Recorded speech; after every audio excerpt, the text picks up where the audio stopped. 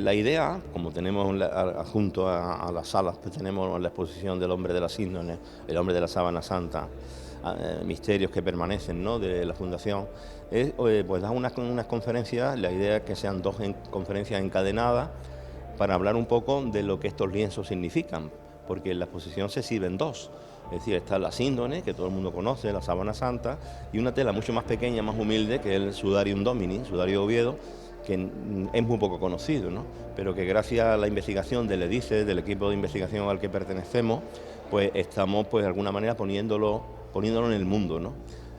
Ya de alguna manera en el escaparate del mundo del estudio de estos lienzos como objeto arqueológico aparece Sudarium Domini como algo importante.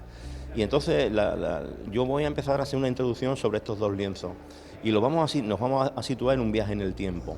Vamos a viajar 20 tantos siglos después, vamos a viajar ahí a la tumba de Juan, la tumba según el Evangelio de Juan, capítulo 27, que es el único texto del Nuevo Testamento que habla de que en el entierro de Jesús de Nazaret se utilizó un lienzo grande y uno pequeño.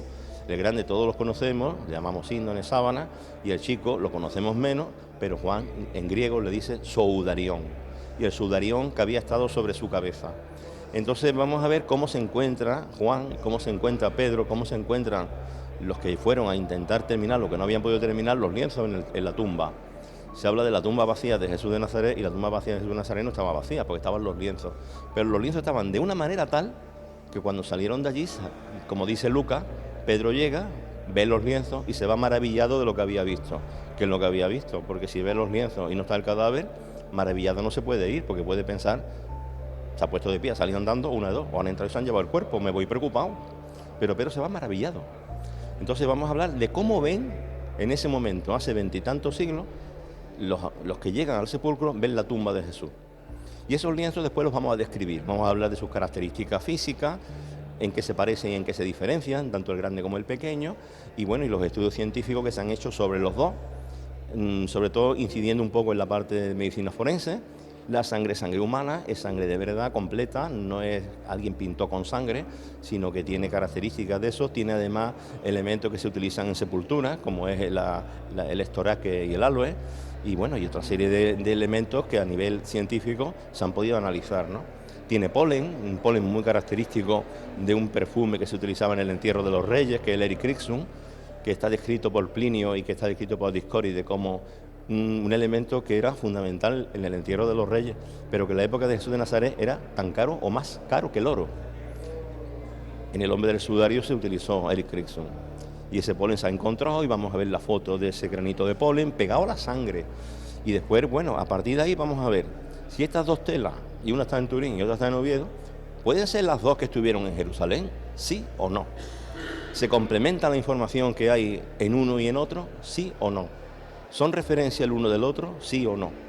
Porque eso es lo que vamos a contestar al final de mi intervención. La correlación a nivel cualitativo.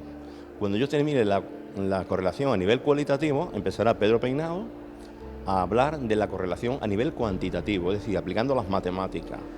Y ahí es donde vamos a llegar a la tabla de probabilidades de quién puede ser el cadáver que estuvo envuelto en esos dos lienzos, porque esos dos lienzos se usaron con el mismo cadáver. ¿Es Jesús de Nazaret o no es Jesús de Nazaret? La ciencia no tiene respuesta ni la va a tener, pero que parece que el mejor candidato de todos parece que puede ser Jesús de Nazaret. Y después vamos a ver qué hay en el sudario de Oviedo, que también parece que lo hubo en el sudarión de Juan. ¿Qué hay? Y esa respuesta es la que nos sitúa. El sudario de Oviedo nos lo sitúa en la tumba de Juan, que eso lo verán al final de las charlas cuando terminemos los dos de intervenir.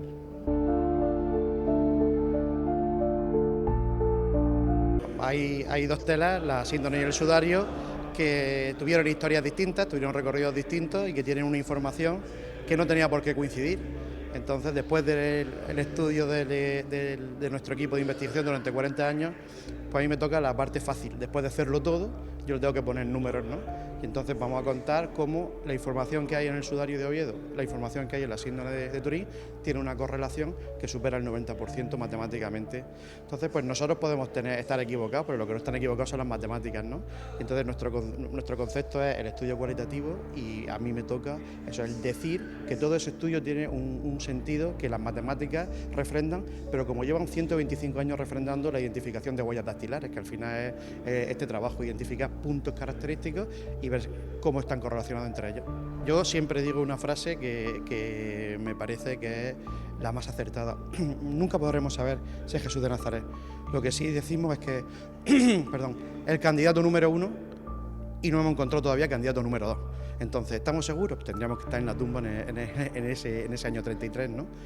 Pero a día de hoy las matemáticas dicen, y hoy vamos a exponer dos vías, una probabilística y otra de correlación, donde Jesús de Nazaret se muestra como el candidato número 1 y todavía no hemos encontrado el candidato número 2. Con el tiempo, Dios dirá.